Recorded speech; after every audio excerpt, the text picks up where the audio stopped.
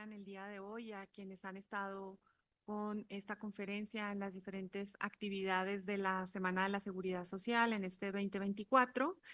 En nombre de nuestro secretario general, el maestro Álvaro Velarca On Hernández. behalf of Pilar Hernandez, we extend our most warm of the greetings and we thank you for being here with us to stay with us in these activities and provide us with a follow-up. I would like to say thank you to Dr. Ruben Jorge Moyo, who's the representative of the long-term social security of the plurinominal state of Bolivia. Also, Mr. Humbert Fleming, knowledge combinator of SOCIO, a UE initiative for social security and work, who have been here with us on the headquarters of CISS. And I would like to send my regards to Jorge Del Angel, Honorary Chair of the Mutual Association of Entities for Elderly People and Chair of the Inter-American Commission for Elderly People. Thank you for being here. Thank you for your leadership, Mr. De Angelo, in this commission and the commitment that you have and engagement that you have with this commission for the works that we carried out. My regards to all the experts that are here with us. Mr. Simon Ceceni from the Economic Commission for Latin America and the Caribbean, Mrs. Monica Ibarra, Mr. Juan Carlos Pauliches, advisors and experts from the AMAOTE team, two people from Argentina, Mr. Treviño Saucedo, in domestic or internal audit of the conference, Mr. Francisco Enrique Perez from the Institute of Security and Social Services for the Workers of the State. They are here with us in Mexico. Mrs. Maria del Carmen Troche from the Bank of Social Provision in Uruguay, Dr. Alberto Ernesto Fernandez from the Ministry of Public Health in Cuba. He is with us from remotely. In this week, we have addressed different subject matters that are very interesting for all the stakeholders that work in the social security arena. We have talked about climate change, funds for investments, and we have seen the education in this subject matter, the floors for social protection, and other scenarios that have to do with social security. Today, we are going to talk about what our society should consider when we have older aging individuals. We need to have a different approach regarding processes and disease, and they oblige us to think about the economical, social, communal, and familiar changes that we need to take into account when we have longer generations. We need to identify different alternatives to be considered. I wish you the best of success and a great discussion. I am going to give the floor to Mr. Jorge De Angelo, who will introduce this panel. Trends, challenges for an elderly society. Thank you. Good morning, good afternoon, according to where you are now. Before starting with my presentation, I would like to convey to the participants of the main table my regards. Mr. Álvaro Velarca, Chair of the CIS, thank you for all your support, and together with all the General Secretary staff support, because this meeting wouldn't be possible without them.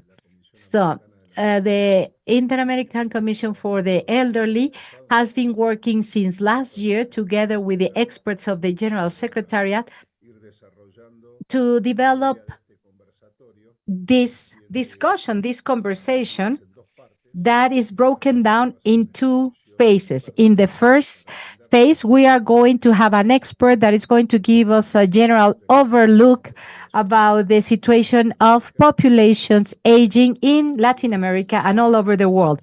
And a second part that is going to be a conversation with different experts as another way, as a closer way to address this issue and to answer a host of questions that we propose as a ruling idea to carry out this discussion for all the participants. And of course, as Luz mentioned, this is under the framework of the celebration of the social week. It is an honor for us to participate here.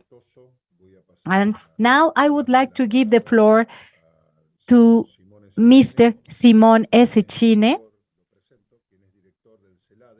Director of CELADE, the Population Coordination for Latin America, and he has great experience in demographic change, international migration, aging, and policies for social protection, poverty reduction, and reduction of inequality. He had a dissertation about the census of population Italy 1991. Mr. Serchin has a master in international economic from the Washington University, George Washington University, and an MBA from the Catholic University in Chile. Thank you for being with us. And you have the floor, Mr. Simón Esechine. Thank you so much, D'Angelo. My regards to all the participants, Dr. Cardona. My regards to the CIS for inviting me here to be able to share with you during this Social Security Week. I am going to give you an overview based on a report that we prepared in the CEPAL about aging and the rights for elderly people in Latin America and the Caribbean.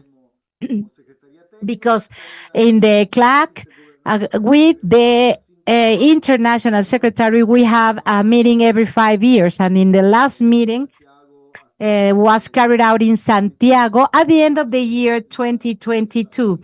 Today the conference is chaired by the Chilean government. I would like to share with the countries an overlook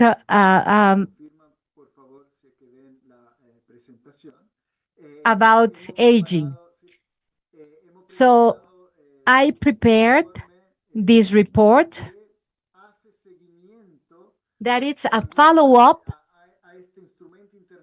the international instrument and international agreement that was enacted in the year 2002, the International Action Plan of Madrid for Aging in the framework of the United Nations that is proposing a very radical perspective of change, inviting us to consider aging and elderly people as a contribution to society. And they give us the possibility to build a society for all the ages with a glance of ages, where all the participants can take place, not only considering aging as a problem or a challenge, but also as an opportunity.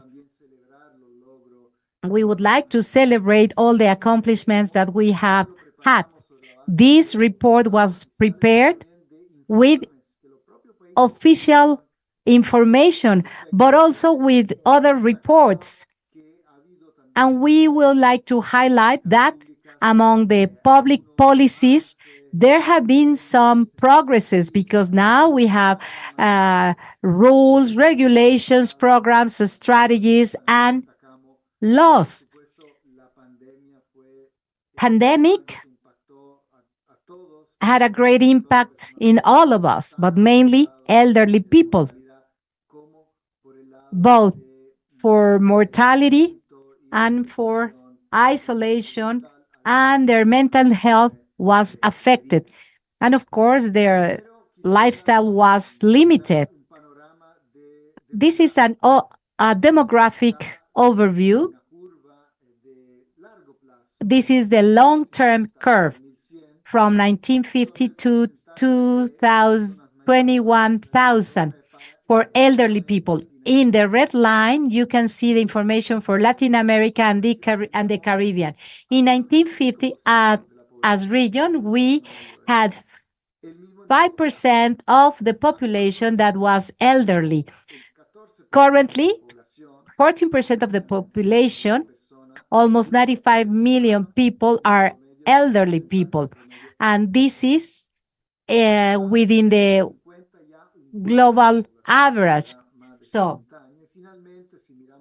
if we go to the long term, to the 2100 year, we will see that 38% accounts for elderly people. So we are going to be in the same level as Europe.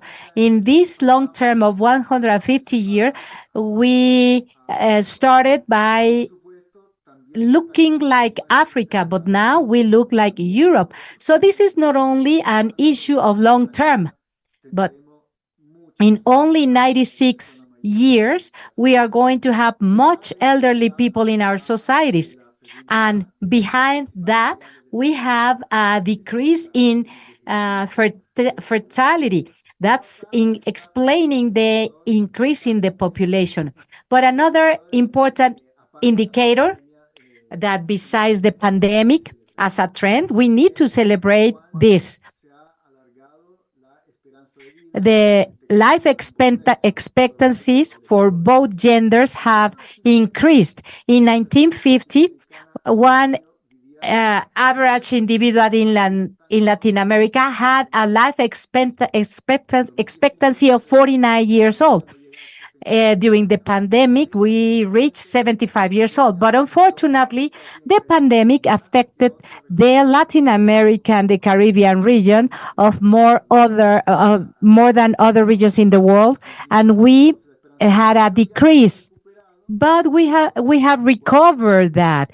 In the year 2024, we are expecting to have a life expectancy of 76 years old. And for the year 2050, it would reach to 80 years old. So we need to celebrate this because I think that a great indicator, life expectancy is growing. In our region, life expectancy was low in comparison with more advanced countries in the region. Another issue that we need to highlight to understand aging is that we have another phenomena, aging of old ages. What does this mean? That within this large group of 60 years older, the age group that grows higher is the one of 80 years old or older in the red line. So we used to be less than 10%, but now we are more than 20% in this age group. So this group is going to be growing even more together with the age group of 75 years old. And this has a strong implication for public policies because the more years of life we have, we are going to have more elderly people. And then we have to consider different issues that have to do with dependence. And now regarding the structure of our demography, if in 1950 we could spoke about the population pyramid because the largest age group was children and it was narrowing down as ages increased. But currently the foundation, the basis of the pyramid is comprised with the age a group age of 20 to 25 years old. But you see now that the pyramid has inverted, but the most important age group are for young people. But by the year 2100, the base of the pyramids is going to be the age group of 65 years old. So I am showing you the changes in demographic that we have had and that we are going to have.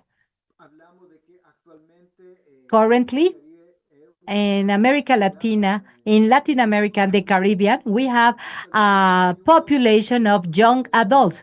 Till the year 2021, the largest group was 0 to 19 years old. This changed. And now the most important age group is 20 to 39 years old, but this is going to change. And by the year 2050, the age group of 60 years old and older is going to be the age group that is going to become the most important one.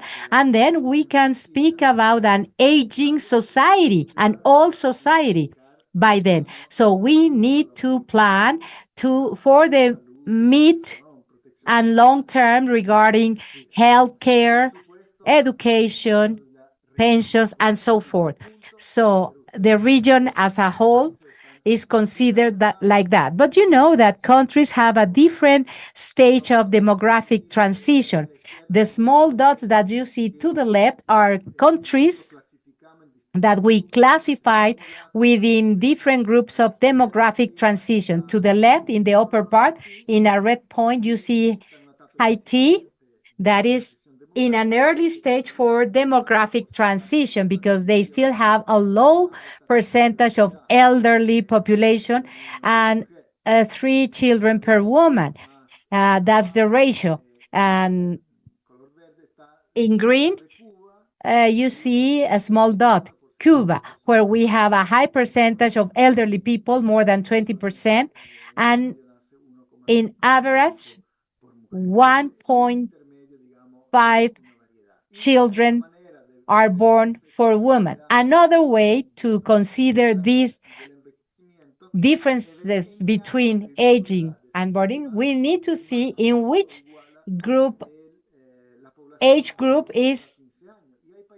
we have more population from 0 to 16 years. In Cuba, that already happened, in Cuba, Chile, in different years. And this is going to happen in all the countries. From an early demographic transition, this is going to increase. But let's talk about the different environments where aging is going to have an impact. Social protection, as you know, great differences to access according to who is requesting access. This coverage by contributions or without contributions is like that. So these are data from the year 2020 in the red line. In the green line, till the year 2019. A population older than 65 years old has a coverage of 74% coverage of social protection, but a 54% for contribution pensions. And it is important to mention these differences. And we also see that there is a difference by gender, by areas. And when we put together the contributions and those that are not contributives, because we know that the no contributions are present in 25% of the countries, and this has helped us to narrow down the gap of coverage for women that were not part of the labor market or they were living in rural areas. And of course, there is a gap of coverage for those countries that we have been able to estimate the impact of the pensions during the year 2020. It was clear the pensions mitigated an increase of 35.5% of poverty and 23% of extreme poverty in elderly people. So we see that this is a fundamental instrument, especially vis-a-vis a 73% of coverage, great difference among countries. Mexico is within the regional average. They have a better coverage, contribution, non-contributions, Argentina, Brazil, Chile, Uruguay, and others in Central America, for example, El Salvador, the Caribbean and Dominican Republic that have low coverage. And there are countries where they have 0.4% of the population that is covered. However, we cannot speak about coverage only. When we speak about pensions, we need to think about coverage and the lack of sufficiency, if the amount that they receive allows them to have a decent life. In that sense, this indicator that it's called percentage of population that receives pensions that are not enough or that don't receive a pension, or if they receive that is lower than the poverty line. Well, 40% of elderly people older than 60 years old receive a pension that is not enough, with large difference among countries in Central America, Honduras, Salvador. It's very high. And also countries that have a high coverage, like Bolivia, have high degrees of insufficiency because these pensions are of no contribution with low amounts. So it's a low percentage like Brazil, Chile, and Uruguay. In During the peak of the pandemic, fortunately, they were doing some things.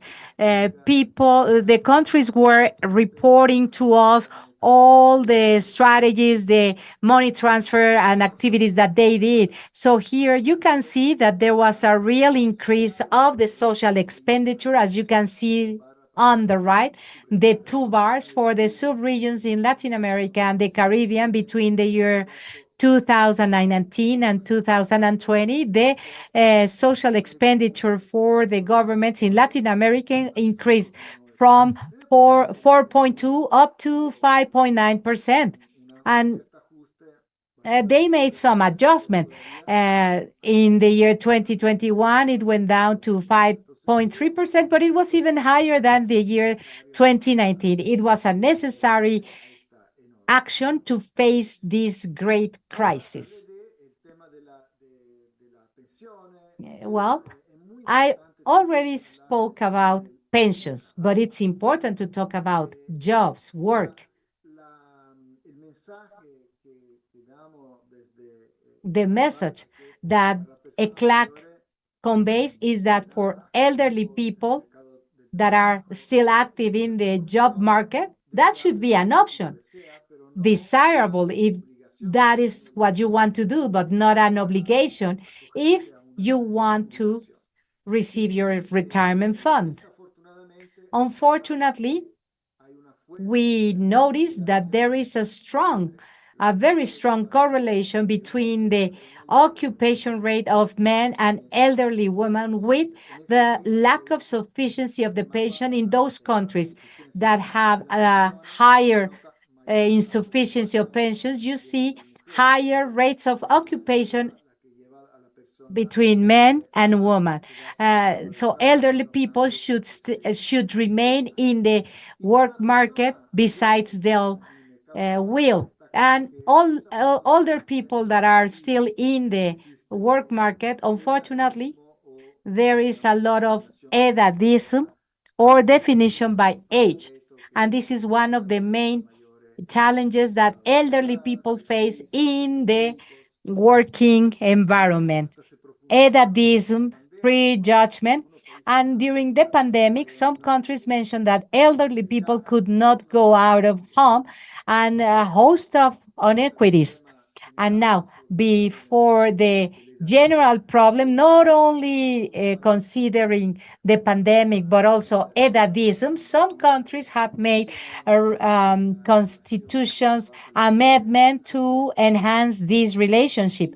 Countries like Chile remove the criteria of age to enter into a training program. But you know that when an older people is looking for a job, oftentimes it's complicated, not because they don't have the capabilities to work, but for discrimination. Another aspect that we consider for analyzing aging and challenges for older people, the issue of inclusion in the digital world. There, we notice the difference per age in the access, the use of internet, computer, and of course, as ages increases, they have less access. And among people that are using technologies, if we break down by ages, older people haven't been able to use all the technologies fully. They don't make use of e-commerce and things like that. So this is an issue that we always uh, consider. We need to make the technology platforms very inclusive. We need to provide training opportunities for older people so they can take part of the digital world as well. Another great issue linked to the pensions in the framework of social protection is healthcare.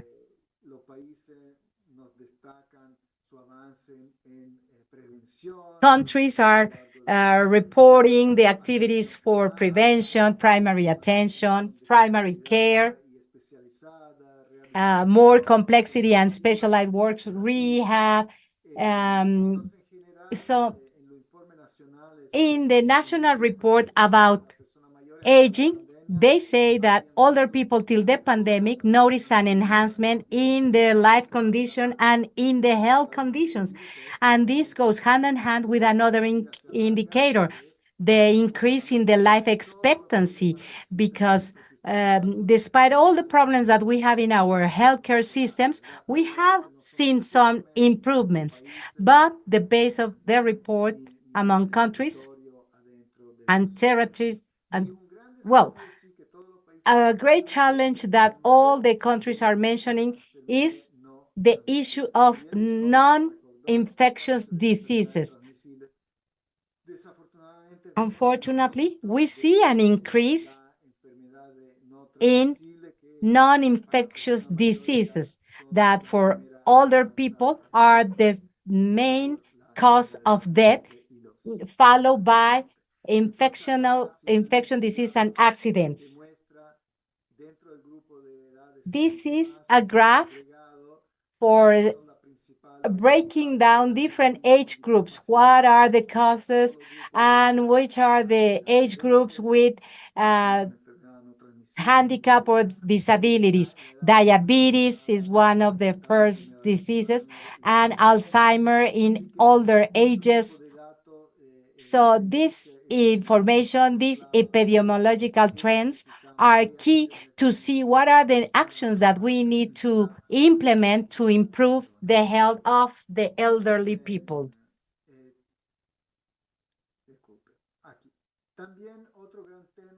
Another important issue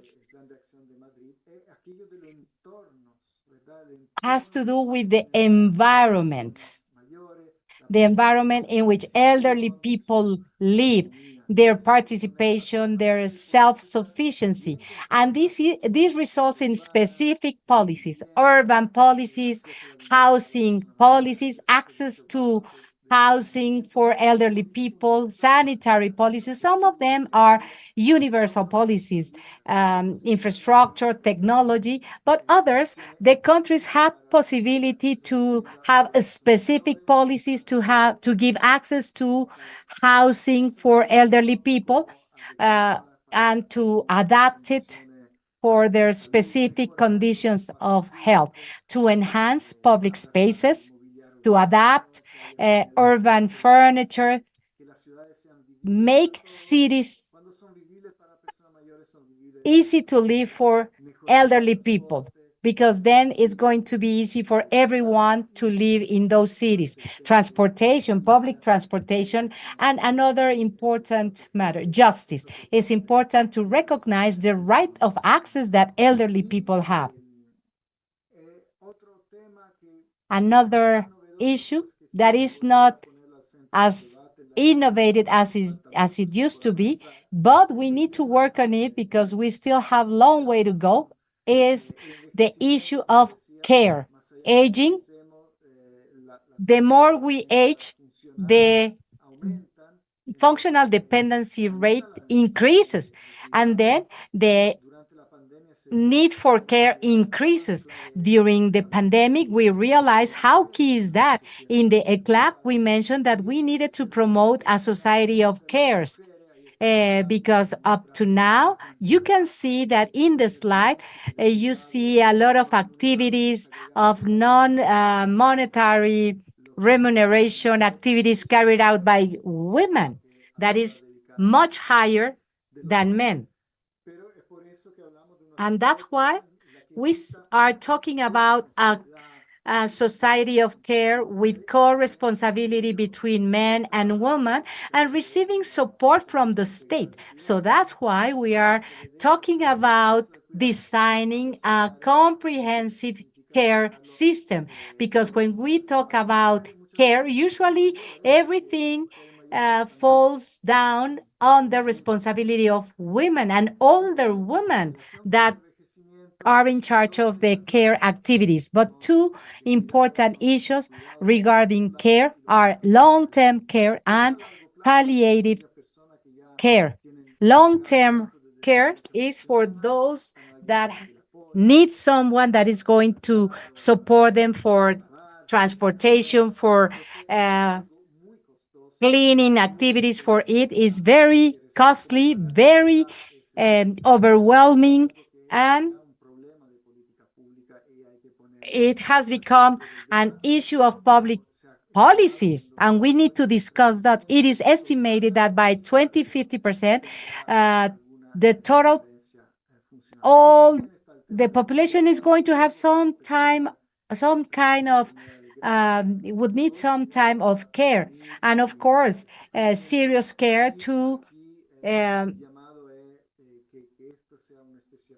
provide care in serious illnesses. We need to provide supportive care in the hospital, outside the hospitals. You see the figures. There are countries like Uruguay that have advanced a little bit more. The rate for supportive care is higher, but in many other countries, the levels are very low to provide supportive care. So the great message of this report is that we need to move forward by in designing more policies for care. There is a Santiago statement or the Declaration of Santiago that focus on the issue of care, inviting us to move forward with designing more policies for care, to strengthen the information sources, and to provide training and skills for care. And finally, I think I am running out of time. Some conclusions. Aging is something that needs to be addressed so they can become part of the governmental agendas. We have noticed the demographic information, that it's enough information to support the fact that we need more support from the Constitution, from other agencies and entities. They need to be a priority in the legal framework.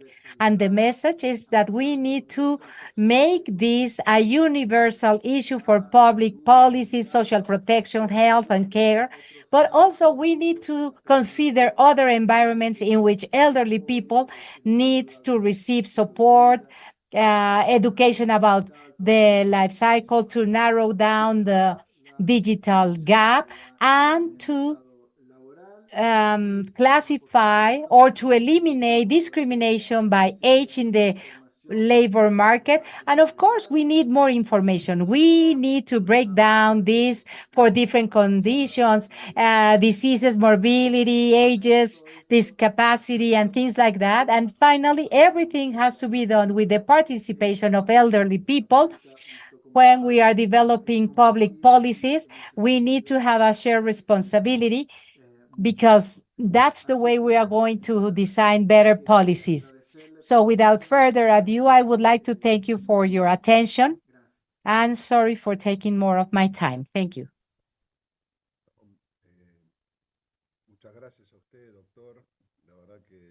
Thanks to you, doctor. This presentation was very informative and you didn't took a lot of additional time, so don't worry about that. We thank you for your presentation. With this presentation, you are presenting to us the great challenges that we face in the future regarding aging. And this is food for thought, right? But now we are going to start with the second part of this panel. We are going to talk about what can we do before this reality. And now I am going to introduce the leader for this conversation, Mrs. Monica Ibarra. She has an MBA in psychology, and some studies in family development. Mrs. Ibarra is an expert in designing and management healthcare systems for elderly people from the Pan American Health Organization. She has a master's degree in elderly studies, and currently she is the head of the social communitary department of the social services of the PAMI, and she is in charge of developing health policies for elderly people and its social economic relationship with other territories. She is the academic coordinator of AMATE. My regards, and you have the floor, Monica.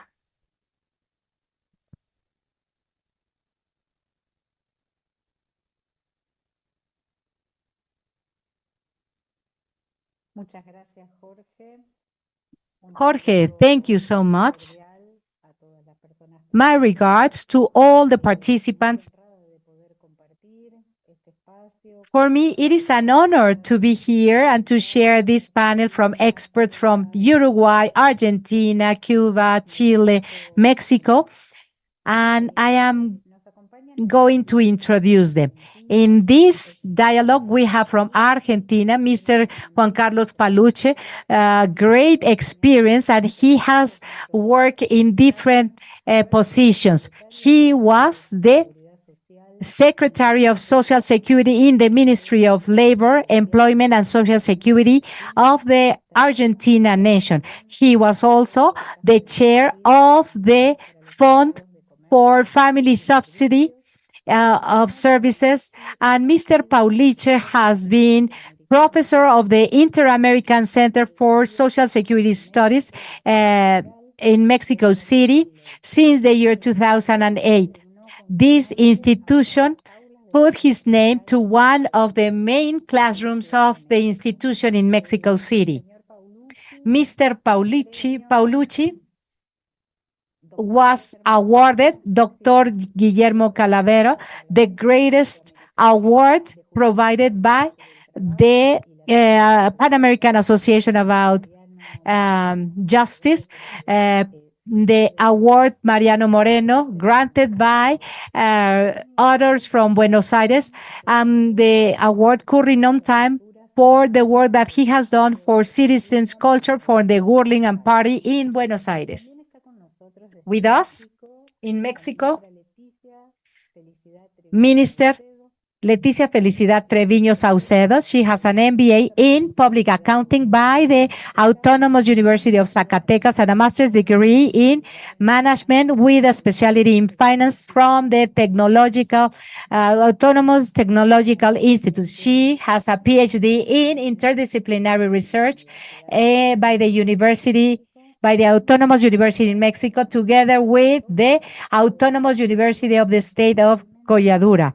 Currently, she is an auditor at an internal audit of the Autonomous University of Mexico. She is professor of the Mexican Academy of the Right for Social Security. In Mexico, also, Professor Enrique Pérez Hernández from Villahermosa, Tabasco, MBA in legal studies and a public accountant by the Universidad Valle de Mexico. Since the year 2004, he has had different positions in the state and federal jurisdiction. He was the director of benefits in the Fund of Provision of the Auxiliary Police in Mexico, the regional manager of telecommunications in Mexico, and currently he is under director of social and cultural services of the Institute of Social Services for State Workers. With us, we also have Maria del Carmen Droche, MBA in Social Work by the University of the Republic of Uruguay, Social Service Studies by the Alcalá University and OIS in Spain. Since the year 1991, she has been working in the sector of social service of the Social Provision Bank in the area of aging of the social programs. Currently, she is the manager of the unit of social benefits, designing and implementing the technical guidelines to act in the social programs in the national environment by monitoring and managing local programs that have to do with organized civil society and managing solutions for elderly people. Now, from Cuba, we have Dr. Alberto Ernesto Fernandez.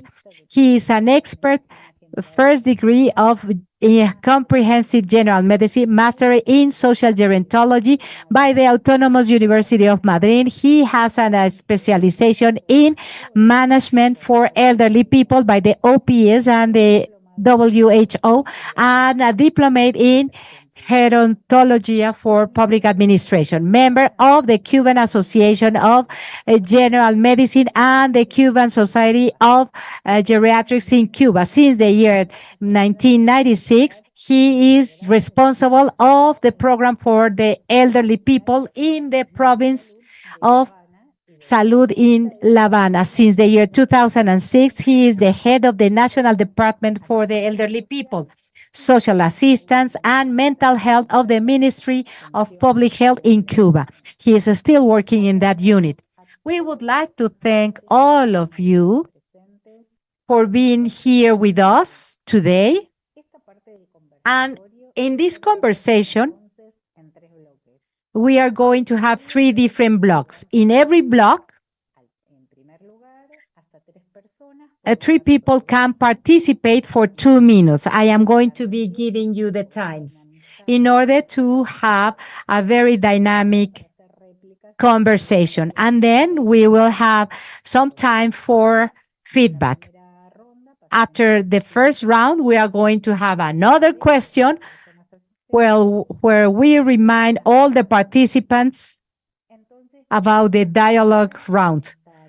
So let's get started with this work that is going to be very productive, and it's going to enable participation and a collective production that is very interesting. Let's start with the first question. Which approaches are available for analyzing longevity? And I am going to give the floor to those experts that would like to participate. And I am going to give you the floor as you raise your hand. Please remember that you have only 2 minutes.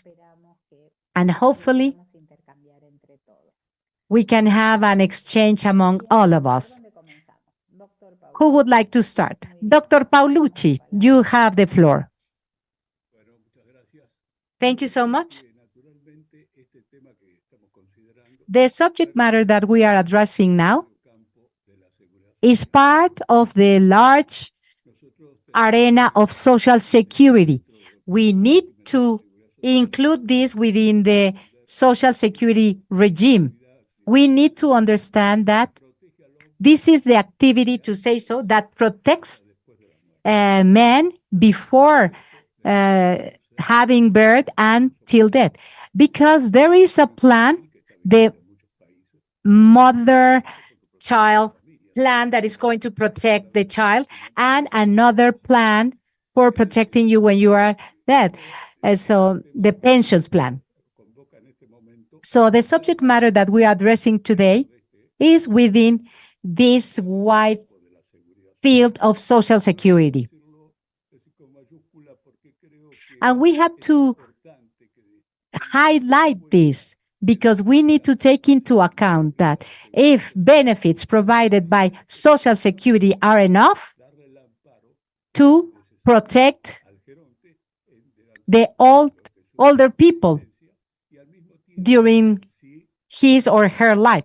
And at the same time, we need to ask if the benefits that they are receiving before becoming an old people during their young times, if they are enough in order to prevent problems that they can have in the future, as they have mentioned before me. So in that sense, I think that it's relevant to consider the retirement and pension systems that has to do a lot with this, as well as the regime to preserve the health of elderly people, to protect it, taking into account different economic situations for elderly people, as well as difficulties that exist in the society and that we notice almost every day, because the elderly people has to be listened to. We need to take into account the opinion of elderly people if it's appropriate. Thank you so much, and my regards to you. Very interesting. We need to consider Social Security, the prevention of problems, and to analyze thoroughly the pension system. Dr. Leticia would like to have the floor. You have the floor now, Doctor Leticia.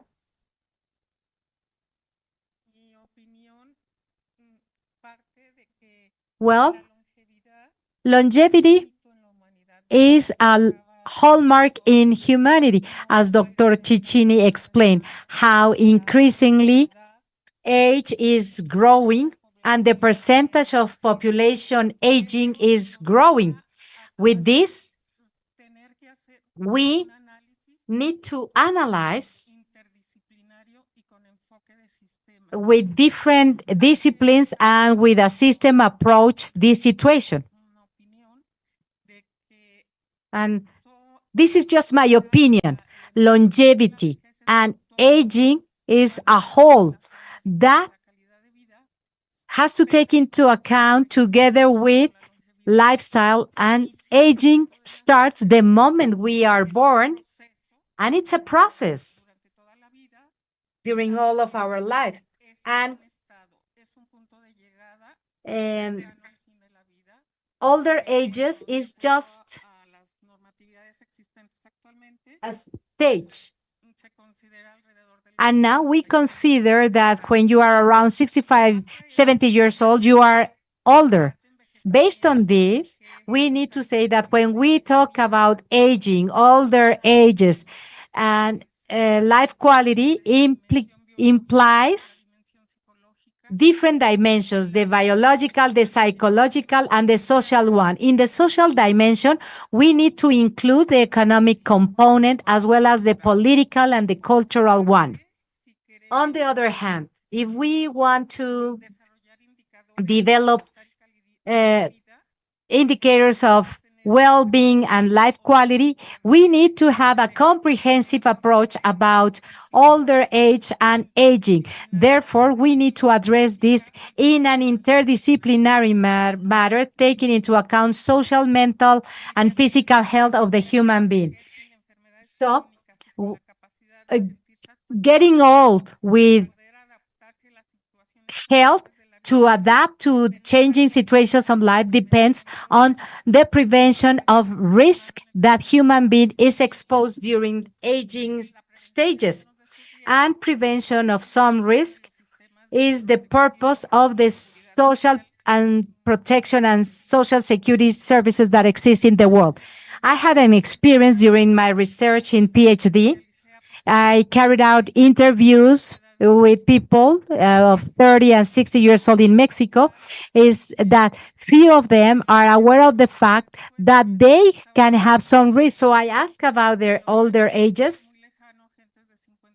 And people that were 55, 57, so elder age, like something that's far, far away. And also, the situation of pensions in Mexico has been modified, and there have been surveys that are 25 years old, and are still concerned about their old age when they are really close to the age where they reach that stage, which is the elder age.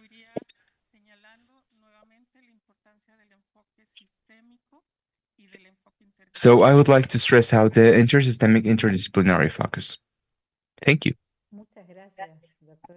Thank you very much, Dr. Leticia.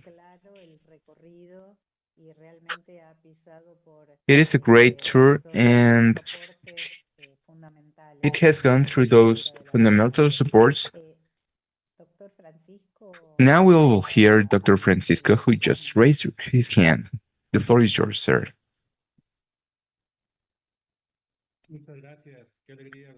Thank you very much. It is such a pleasure to meet again on this such important stage. I believe the analysis is really deep and substantial. On the approach, I would like to mention the longevity as an achievement of society. It is an achievement of modern society that has a challenge for the economic, social, and emotional development of the elderly.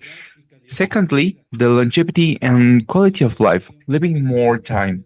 It is crucial to allow to emphasize better improvements so that we have a better living condition for the elderly. Thirdly, solidarity between generations. That is, the support of the generations that are younger towards the elder and vice versa.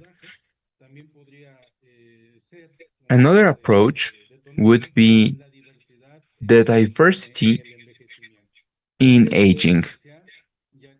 This is important because the elderly, during their aging process, can have all sorts of variations.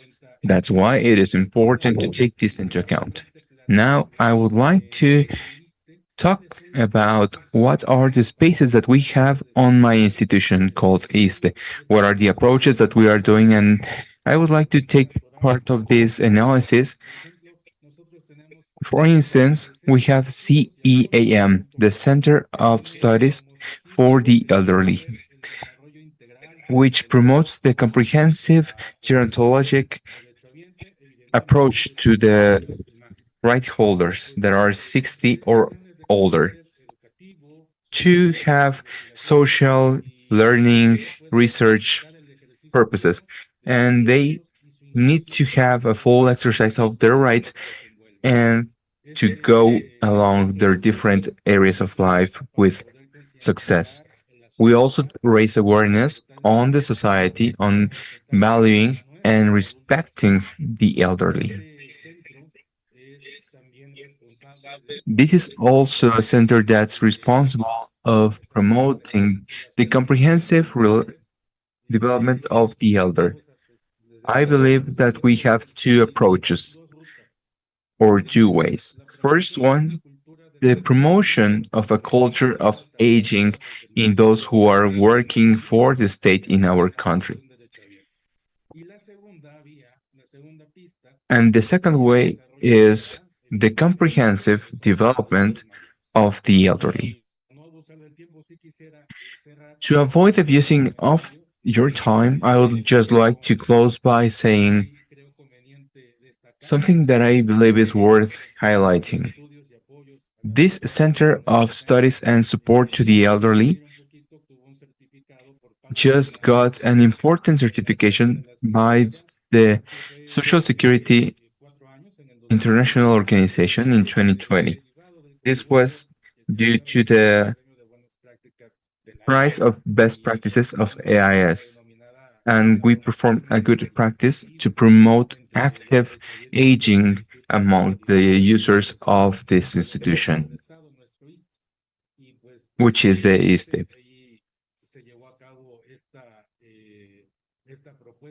So we carried out this proposal and we were awarded with this recognition of good practices, which is something that we feel really proud about. So that's my participation. Thank you very much. No, gracias a usted, Francisco. Y cómo Thank no, you very recibir much. un premio en relación a And esta congratulations on your este grado de award for distinción that que se presenta. enormous Bueno, task that you have nos in queda front of you. con Now la mano alzada la we licenciada María have del Carmen, la licenciada María del Carmen, la Maria escuchamos. del Carmen. Please, we can hear you. Maria del Carmen Torch. Thank you very much. First of all, I would like to thank you for your invitation and for sharing this conversation that is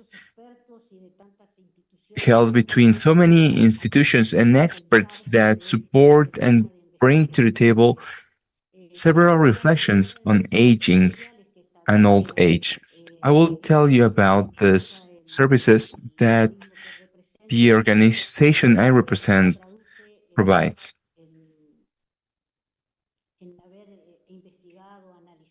This translates to analyzing, diagnosing a population, such as Uruguay's, with a large percentage of elder people.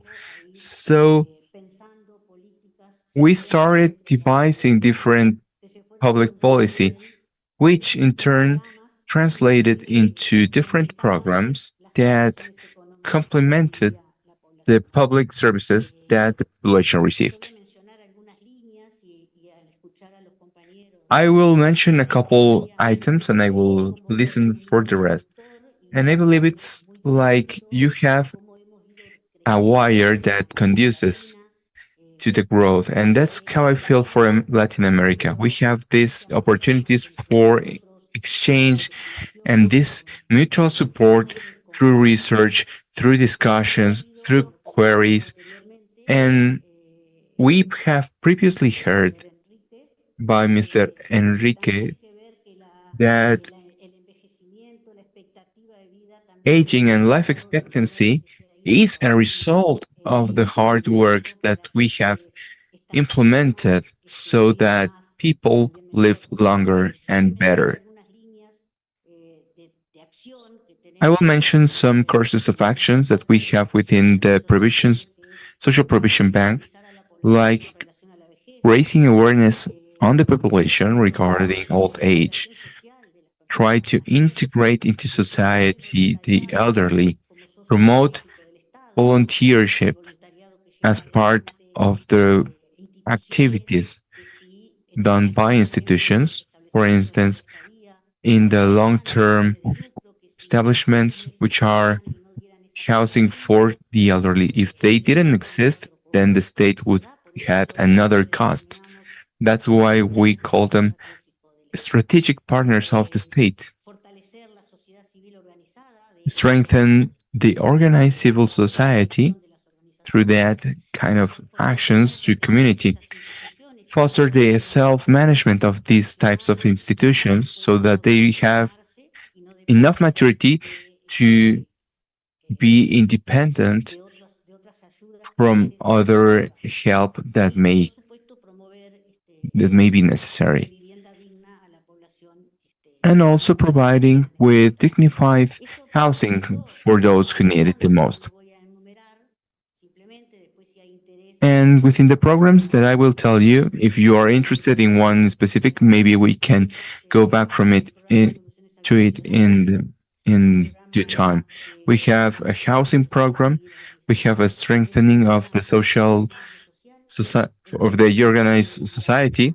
We have a program that helps to the digital inclusion of the elderly, among others. And for us, this has a transversal access,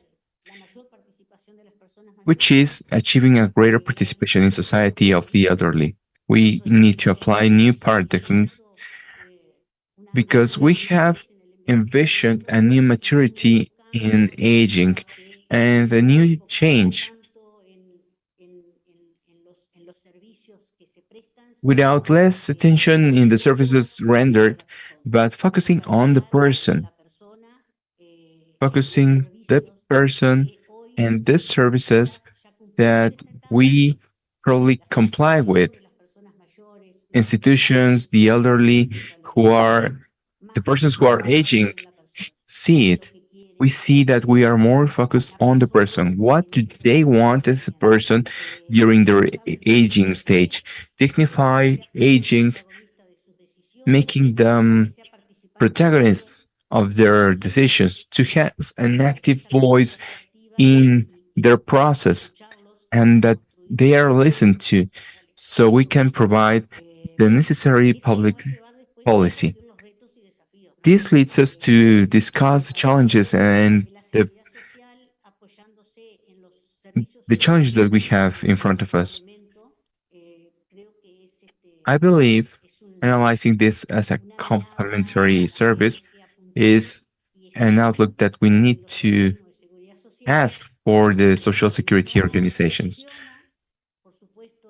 I believe this is not a solution for only social services, as social security implemented is not the end all be all. Thank you. That's my contribution.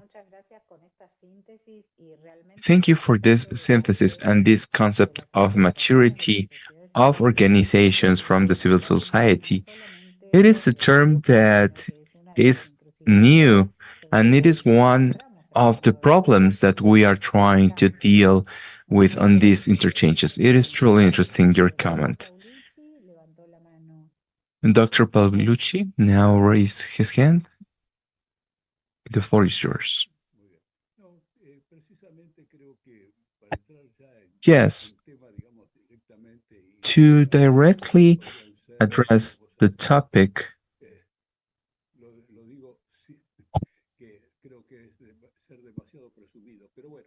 well, I don't want to be exhibited like a show off, but we need to think what are the concrete measures that we need to make to have the result that we are all waiting, which is the extension of life, of course, but in the case of the senior citizen, we have a productive life for him and for society. I believe that in this regard, we need to work in different aspects. And one of them is the policies that have been developed across different areas. And I would like to focus right now on education. We need to take out of the activity, it seems like we need to take out from that activity persons who are from an age. Now we have people that are younger than they needed. They work for less than what is justified to earn retirement, when in most cases they are in the best condition to teach their knowledge. I believe this is also a reality in the general labor conditions when they ask for the elderly. The intelligence of the vacancies will be covered by someone external. That is the thought that companies have, and that is not true. The computational progress makes it so that vacancies are not fulfilled by a new person. What happens is that the existing people make up for the gap in vacancy. So the stories we have, the pretenses that we have for retirement are no longer valid in this moment in the huge majority of cases. I believe this is also related with the undervalue we have for experience.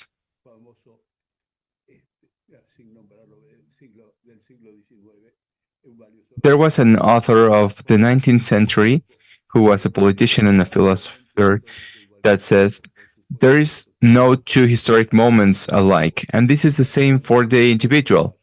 Naturally, there are no two cases exactly the same, but on most circumstances, what I'm saying holds true. I believe experience is useful, and I believe this is a topic that must be considered. And we need to consider this to generate a culture around this.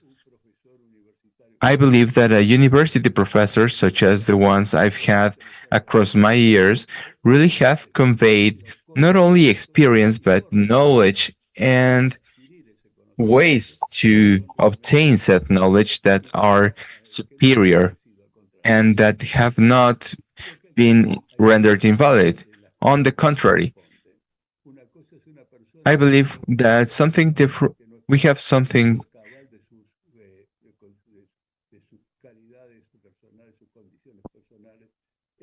One thing is someone who's not in condition on their right minds, and someone differently is someone who is in their full capability and can and impedes the younger generations to take from the source of culture. I believe both cases harm the younger generations because it prevents having experienced teachers, knowledgeable teachers, and people who are proven in their area of expertise. I believe this is something that must be considered in society. I also talk about legal measures because currently we have pretty much the obligation of retiring those who have complied with a given age. And I believe this is not the best way for a society. I believe it is the worst. On the other hand, I believe that the retirement regime must be enough to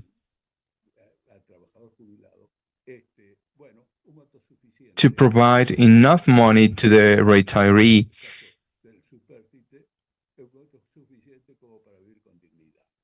and that is when I mean enough money to have a dignified livelihood. We have examples from Latin America and Europe. I do not adhere to copying exactly what is done in other countries, but I believe that in other countries there are true centers for the elderly where they live in individual houses and they are provided with attention services that they need sometimes on a daily basis. And I believe this is a great improvement on their living quality. Yes, I will interrupt you because there is another specialist that raised their hand. Oh, I'm sorry. No, on the contrary, we were brought to the second question that is related to this crossroads we are currently at. What are the actions that we can assume that we can integrate, taking into account that several of the elderly that are still active in productive stages have labor conditions which are not ideal. So let's continue with, I believe it is Mr. Alberto who just raised your hands. Is that you, Alberto? Yes. Thank you for being with us. We hear you.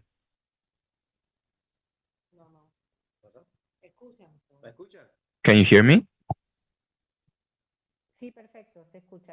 Yes.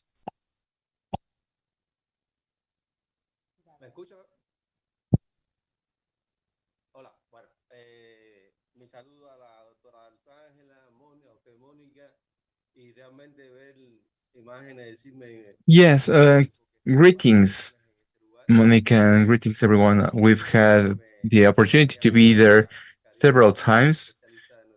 We also have Dr. Medina, who is also a specialist on the senior citizen, so that we have opportunities to gain knowledge. I am fully in agreement.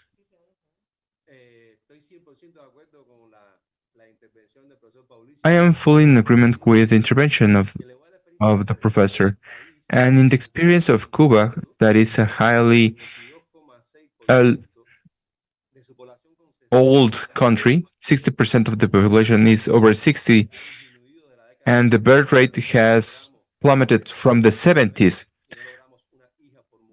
We don't have a single daughter per woman since the 70s. We have an accelerated aging process where in a couple of years we have a fully inverted pyramid because the broader part is our generation, the ones who are 60.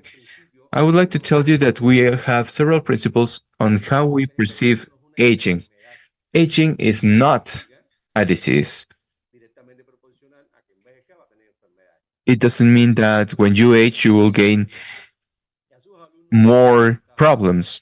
And I had a professor of geriatrics who said, aging is a triumph, it is a challenge, it is a crisis. All of those at the same time. With these demographics that we see in Cuba, which Latin America will see in years to come, the elderly have a crucial role in society. We need the elderly. We protect them from the Constitution. In Article 4, it says free development of the personality during old age, possibility of deciding even in old age the continuity of projects, even the work being provided with work in partnership during and marrying someone. In 2010, we were discussing in Cuba that we had both populations, the one that's reaching 14 years with those of 60, were the same. And now we have only 6 years old. It's the only population that's increasing. That's why the participation of the elderly is so important in Cuba. We have laws that says that retirement is not mandatory. Our professors in the medicine schools are indispensable. It would be catastrophic if they retired because it is so important for us. We have other laws that we have for professors in elementary school and junior high school that come back after retirement as a professor and they receive both sums, the retirement and their wage as a worker. Those are beautiful experiences. We have people that are 80 years old in front of a classroom. We also stimulate longer work for the workers. After 25 years of work, they will be able to retire with 90% of their wage. And something that's also new in Cuba, our grandparents or fathers retired, and now there is a law that is the maternity leave for grandparents. We help our daughters to come back to work, and we adhere to this license to care for our grandchild or children, and then we can come back to work. That is new. And we have a good outlook with the attention of the elderly as an important part of society. Just as other countries, we have the same challenges of taking care of them. As we heard previously, we have an elderly, a double aging. We are not only raising 60 years and above, but we are 75 years and above. And our system can be shared then in that regard. Thank you. Thank you very much, Alberto. Now we are on the second question, which is in relation to this productivity issue and also the precarization. What do you have, Dr. Leticia, for us?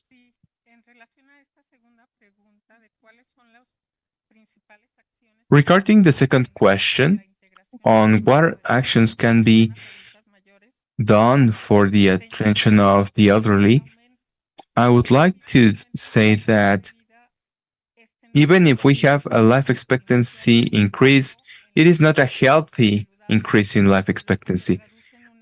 This translates into a chronic disease with age and an expansion of functional dependence, which generates a need of healthcare and more use of public or private health services. This, in turn, can lead to out of pocket expenses for those who have a reduction in their income. Therefore, the challenge of the public health systems is to provide enough services to care for the elderly. Otherwise, the out of pocket costs are increased and the pensions of the social protection fu- funds are not sufficient, and this impacts the quality of life and the impoverishment of the population as a whole. It is also relevant to have a preemption aspect for societies and people alike. Just as Mr. Cecchini was stating, the population that needs the protection and social security systems will increase given the rise in life expectancy and the reduction in fertility. Those in charge of demographics establish or state 2.1 children per women to replace a population, and we were shown figures where lots of countries are below. We are barely on 2.1, and it depends across the country. Here in Mexico City, we have 1.8 children per woman. The more industrialized the cities are, the less the birth rate is. And in Mexico City, the average age is 35 years of age. This increase of the elderly population requires pensions and healthcare services, needs more funds. And here we have the debates.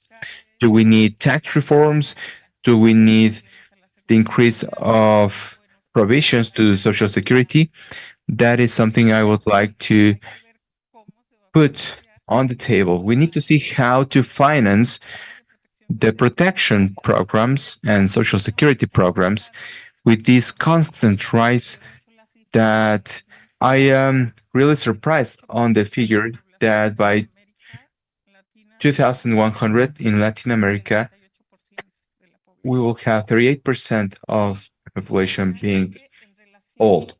And in relation to the persons, I would like to state how important is savings for their retirement and old age. With COVID, there were retirements to the pension funds, which is allowed each 5 years if there is unemployment. Analyzing the figures, we have a constant in the retirement of money. This implies less accumulation, and in the case of Mexico, we reduce the time that's quoted for Social Security. I believe there is more information in population to tell them how to give back that money back to the manager institutions. Sorry to interrupt. To avoid exceeding time, Francisco, you just raise your hand. We hear you. And with this intervention, we will close the interchange of the second question to go to the third question. Thank you so much. I will adhere to my time allotted. During the intervention of the elderly, I will be clear and precise. For this attention, here in ISSSTE, we have two spheres. that are part of the provisions that we have within our legal framework. That is the ISTE law. Firstly, within the 7 personal provisions that we have for our right holders, we have personal loans as one of them. And within those 7, we have a special fund for those who are retired. They can use the other 6, regardless of they are taking the first one. One is called day houses. In this space, we have the objective to have workshops not only as an occupational activity, but also, if the pensionees decide so, they can offer to the market the services or products, and that adds to their economic welfare. In some cases, they have handcrafts where some of the population have performed lamps, portraits, and other crafts that they sell, and they generate an additional income. That is one of the objectives or the activities that we have on the day houses. And I will tell more about this later down the line. And I would also like to tell you that in our country, the political constitution of the Mexican United States, in its constitution, we see a pension for the elderly as of 65 years. This is about 6,000 Mexican pesos. This is by law, regardless of pensions through ISTE. This does not impede that they receive the pension that the estates provide to them. So they can have 2 pensions. I believe that's a good economic boost for our elder in Mexico. Thank you.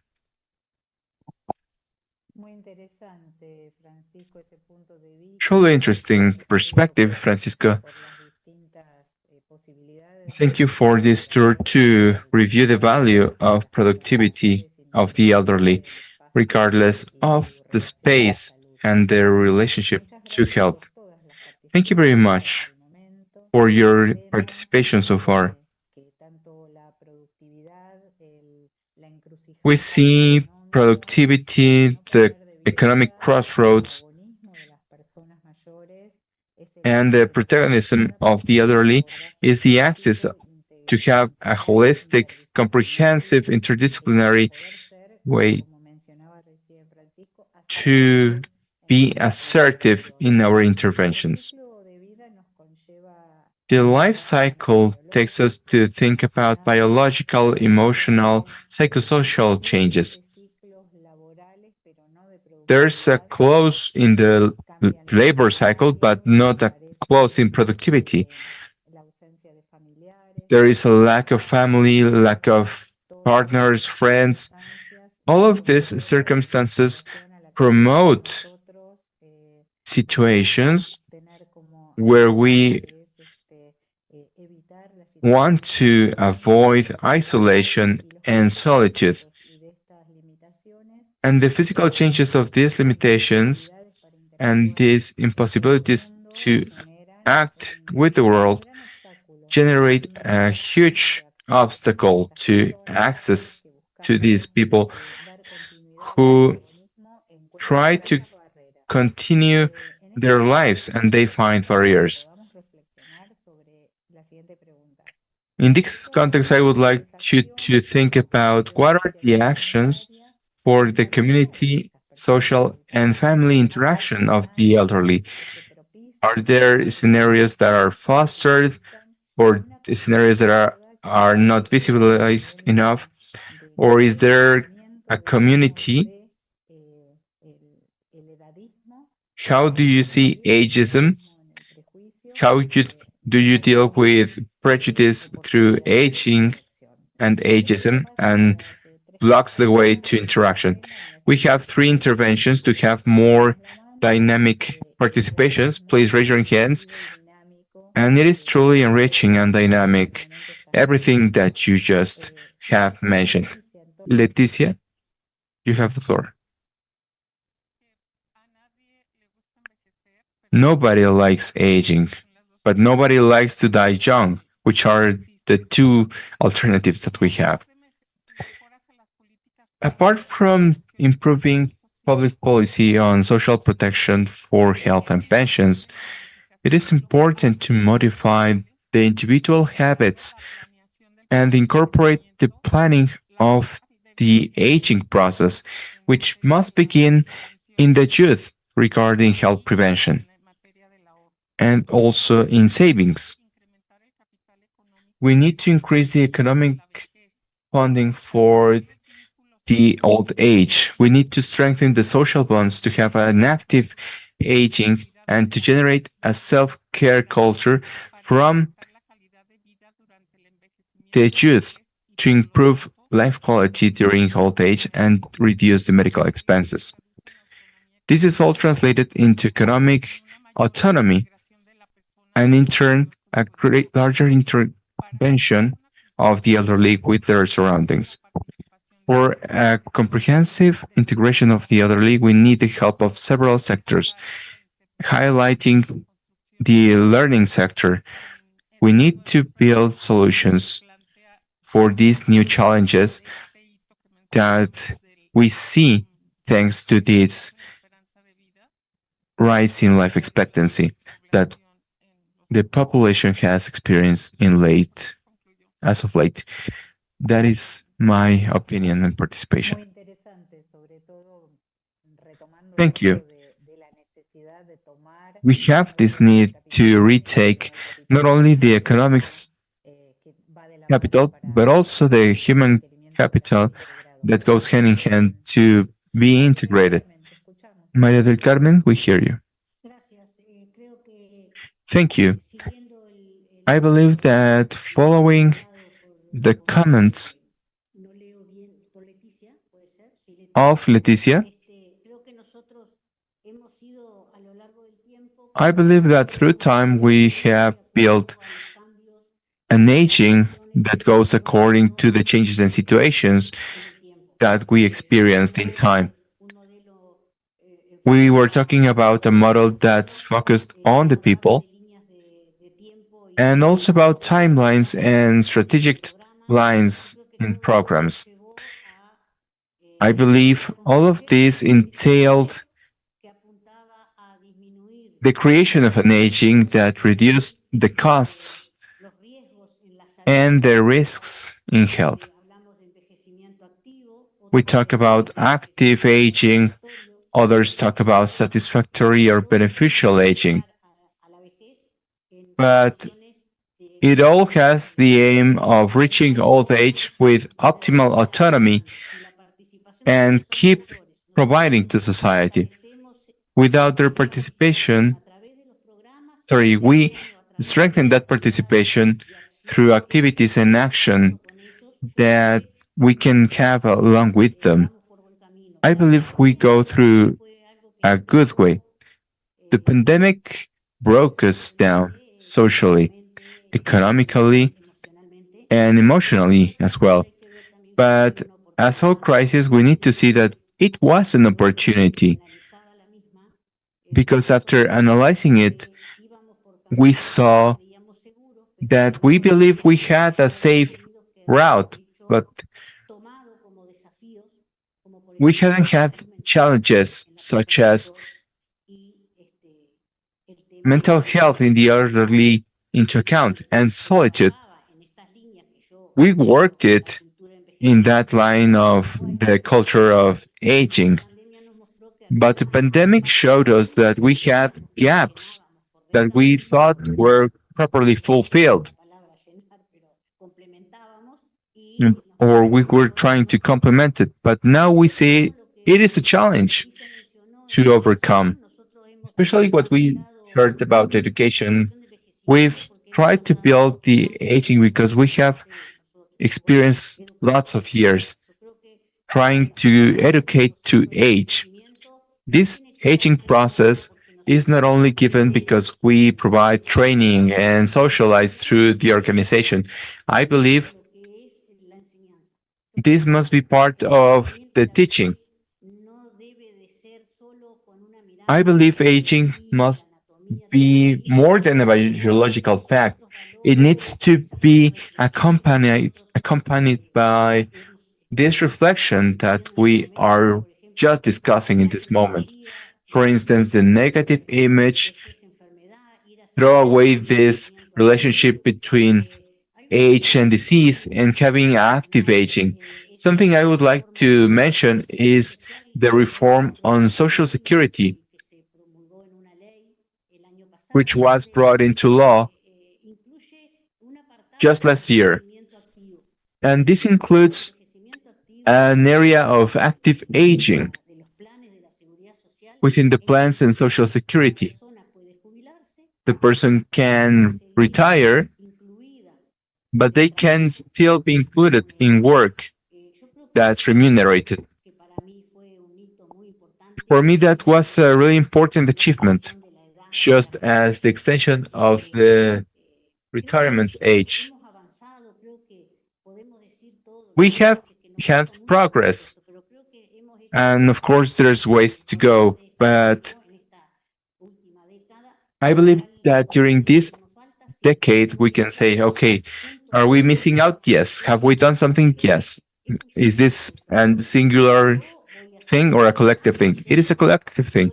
I will reach old age and I am learning how to age and I want to know what do I want from my old age. And if from the social services and other techniques we work from that standpoint, we believe we are on the good route. And if we take challenges as an opportunity to continue growing while we age, then I believe that we can be satisfied. Well, not satisfied, but maybe good, at ease with this. The largest challenge we need to have is this generational gap between aging. We need to have with the young a perspective to tell them where are they heading. And if we go with them, we need to visualize this to increase other benefits.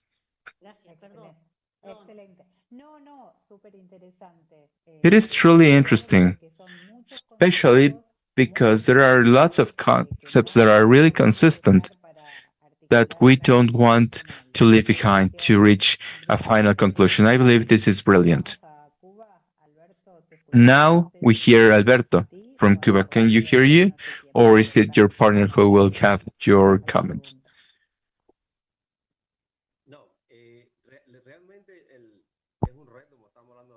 It is a challenge, really, as we noted at the beginning.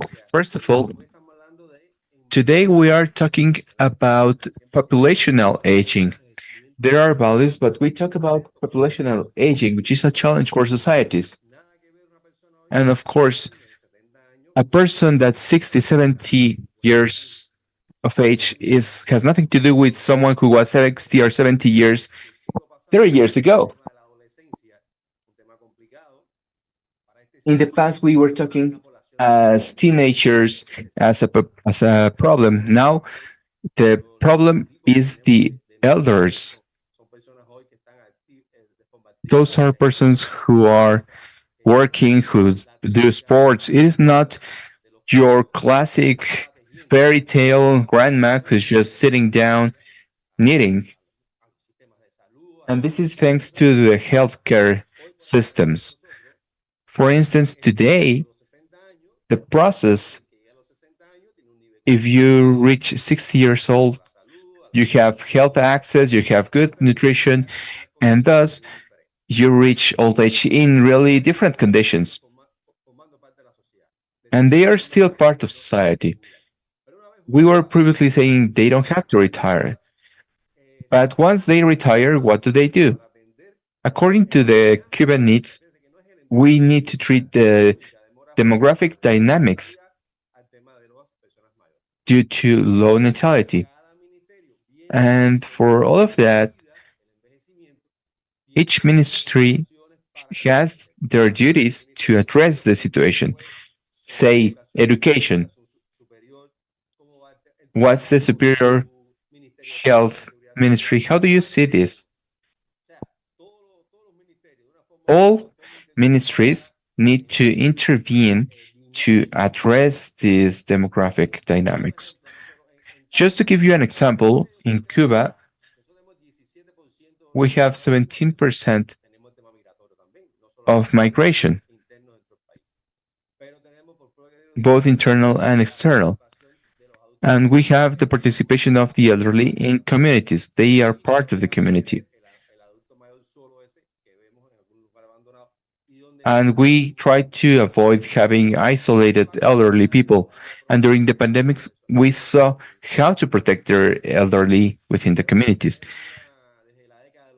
But back to the 80s, we were stimulating the elderly to incorporate into the grandpa circles so that the elderly within their communities go outside, participate in cinemas or parks, and do activities that are recreational all days. More important than exercise is socialization, or as we say, sometimes we believe we are rulers or dictators of the elderly, but they have a moment in time where they socialize. We have the elderly houses, the elderly culture houses. We need to do as much as possible so that they believe and they feel they are part of society, because it is just another stage of age. Even the, there's residences for the elderly, and we want to have them being part of society. That is the right of the elderly. Thank you very much. Before giving time to the next intervention, and because we are running out of time and to make a dynamic, let's remember that we have 2 minutes. This way, if there is a question in the auditorium, we can address them and finish on time. Francisco, we hear you.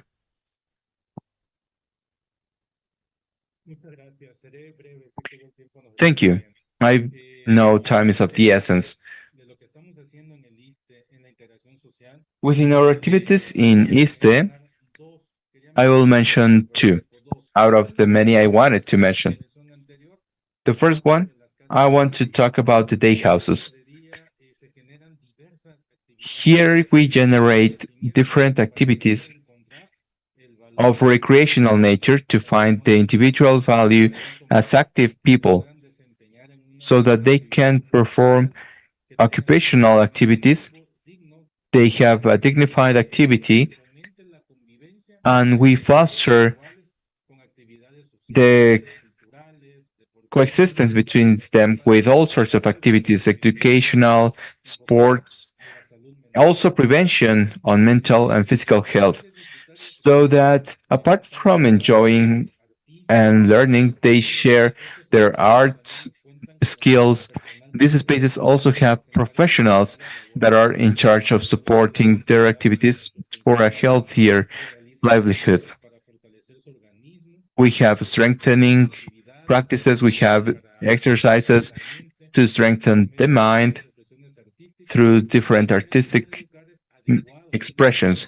There are places that are right even for people with disabilities so that they can develop.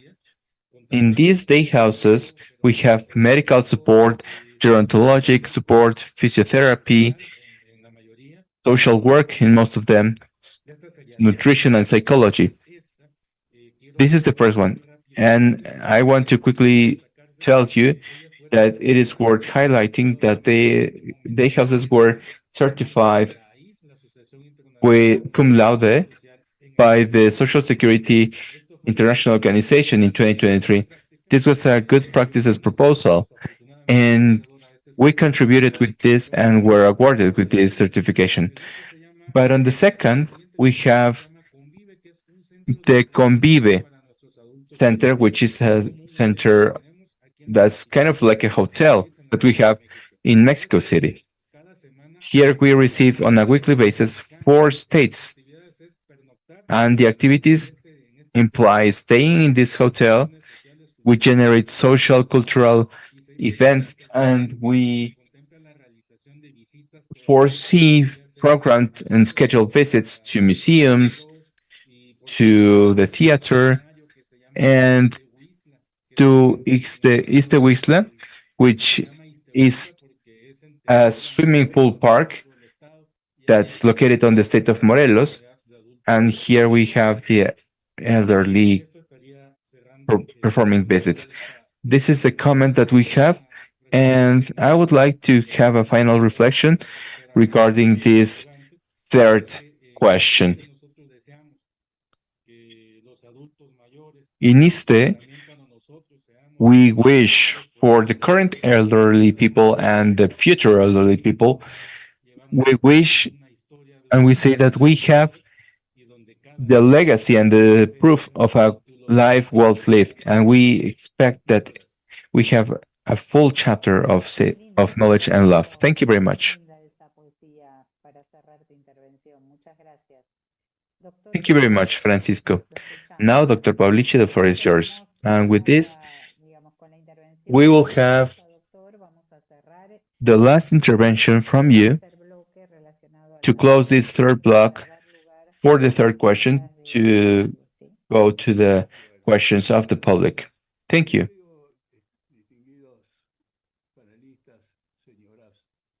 Members of the panel, ladies and gentlemen, who invited us to this meeting, I would like to tell you that in my judgment, there is a really antipathic measure that we need to take into account. And I will say it bluntly. I believe it is antipathic to raise the age of retirement, but this is a must. The provisional regime is in crisis worldwide because evidently we have a huge resistance of society, especially in European countries, where they resist raising the minimum retirement age.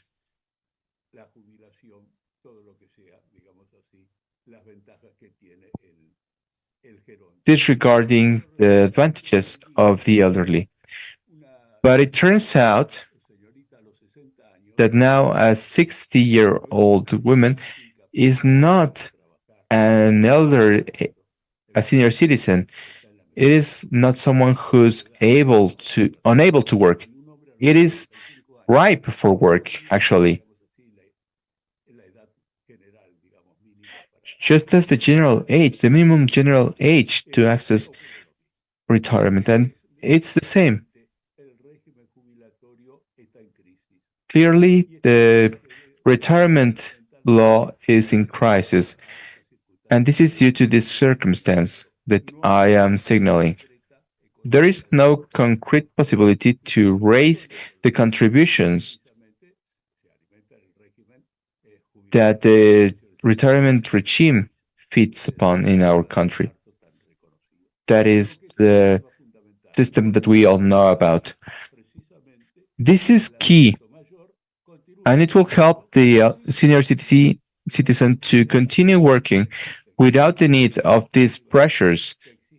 This is universal, and we need to continue working at an old age.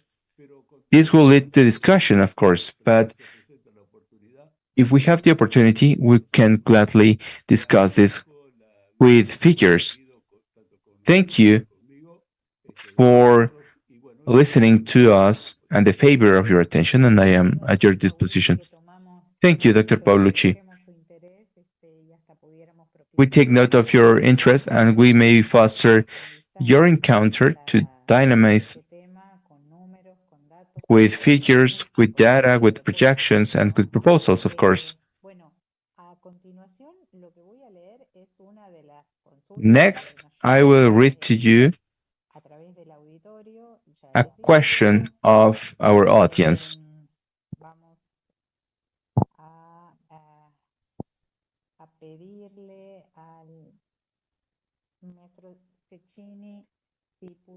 So, Mr. Cecchini, could you broaden on the information that's regarding the elderly and the access to technology? How are you progressing in this regard? What's the data? What's the orientation that you can provide? And how do you value this progress on this 4.0 revolution that we are just starting with? Can you please put us into context? Thank you, of course. The 4.0 revolution, the new technologies, is something that's really important for us. We all need to learn from this, and we know that sometimes the elderly struggle a little bit more than others because it is not like they were born with a cell phone in hand, and that's completely different from learning how to do that. Regarding the data, generally speaking, we have a specific survey. I don't know if there's data that's as detailed, but we are currently doing a census, and other countries are asking about the access and the use of technology. And of course, this allows to have a deep dive on age. I believe that even if we don't have lots of information, we will have a measurement on this regard. On the public policy topic,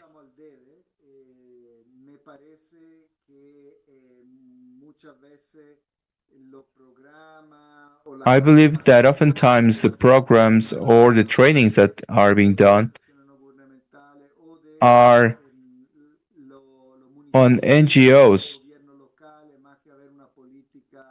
or local governments. More than a broad system-wide policy,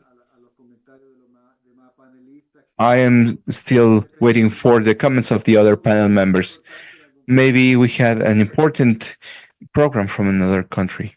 Thank you. Thank you. It is a topic where we joined force, where we met halfway on the pandemic. We need to deepen on the effect because the sensibility of everyone is in place. We need to increase the operational capability and to learn about the use of systems, of languages, and the huge challenge that is still an opportunity in our lifespan and in the projection of the course of life.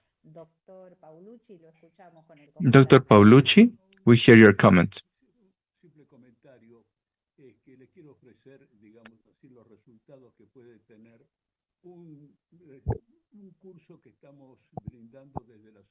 There is a course that we are doing from the Association of Computation for the Elderly to facilitate the elderly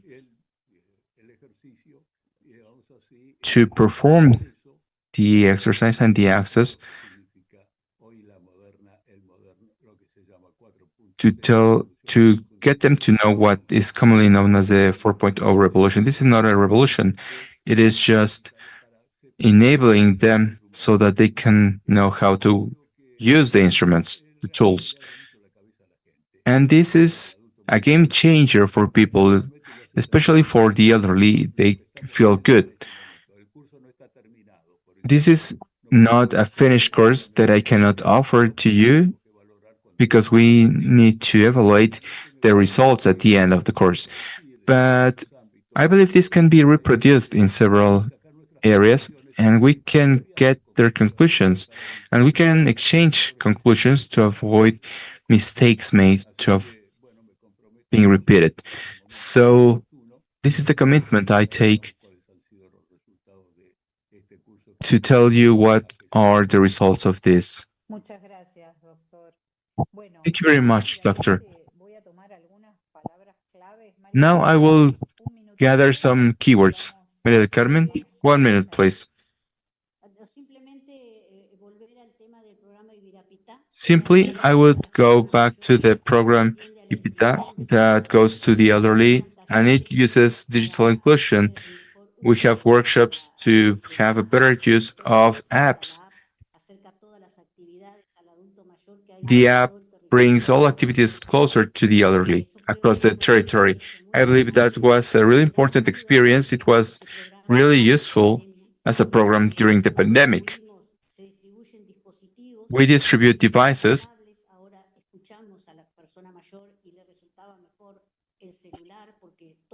In the beginning, we were using tablets, but when we listened to the elderly, they preferred cell phones. There's a great satisfaction by the users. It goes through all the elderly.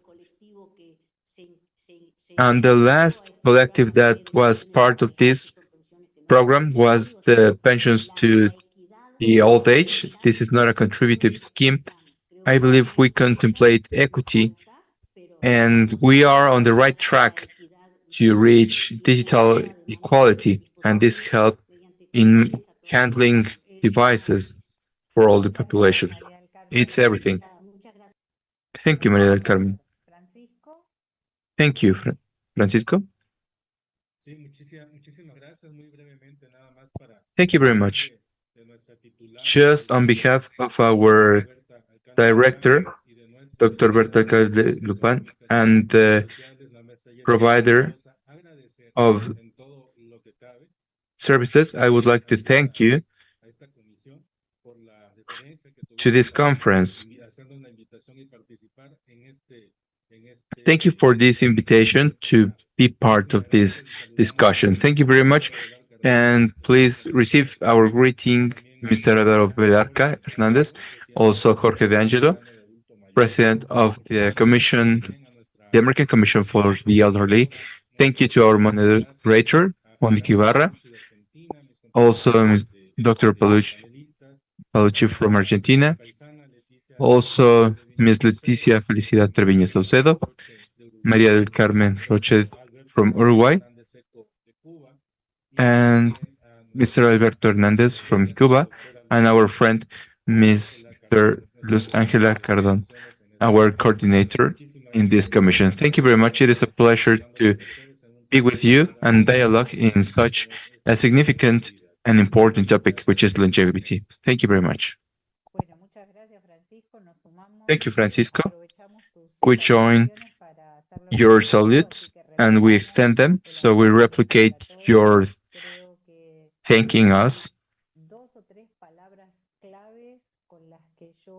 There are 2 or 3 keywords that I will use to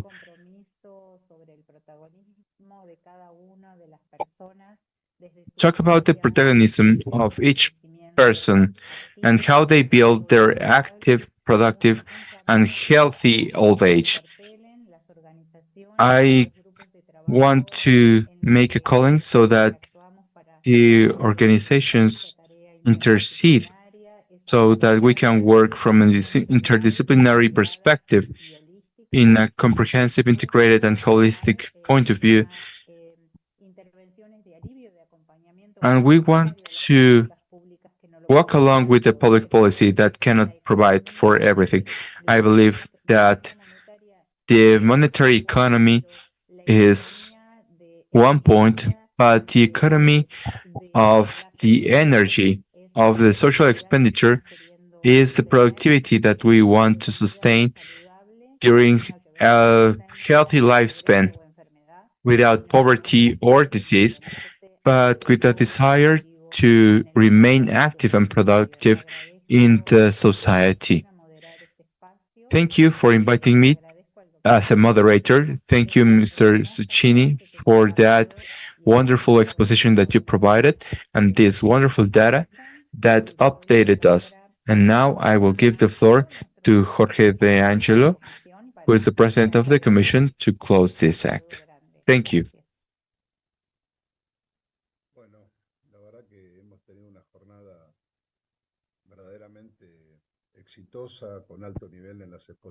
This has been a really successful moment.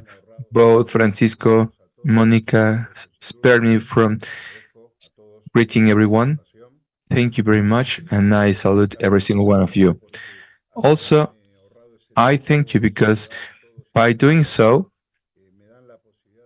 now I can reflect, which is during the longest time in CADAM, the motto was that we get to the old age as we live in the same way. And I believe that all of our efforts must be directed to teaching on social security and healthcare, especially on the elderly. When they reach the old age, they need to see how to prevent accidents through architecture. I won't go into depth into that, but I also listen something that's really relevant to what I believe Maria del Carmen said it. We build our old age, and I relate this to this CADAM motto. But I dissent in something, especially with the feeling that the pandemic broke us. In many, yes, but not in the emotion, because if there's an emotion that's key to go ahead is passion.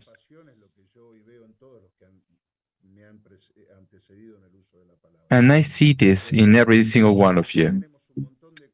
So we have lots of things. We have endured lots of things that are beyond ourselves, but we still have this flame within us to keep on working in benefit of the elderly so that they can receive benefits and services that are up to their level, and they can live a happy life and they can become part of a happy society. So thank you, everyone. Thank you, Mr. Alvaro Velarca. And on the next one, we will force them somehow to be part of this. He's always supporting us, and he's a source of inspiration. Thank you to his team.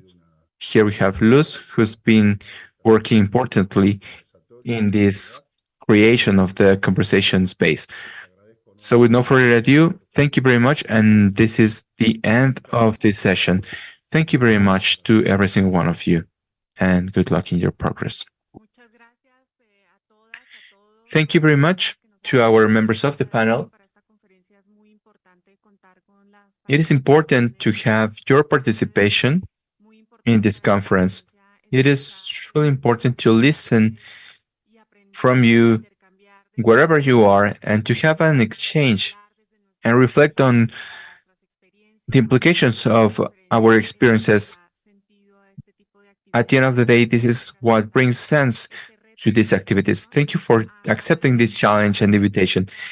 On behalf of Maestro Alvaro Velarca Hernandez and of the full teams that took part in the creation, conception, publication, transmission, and communication, I would like to thank you, especially to all of the members. Thank you to the partners who are with us on the headquarters.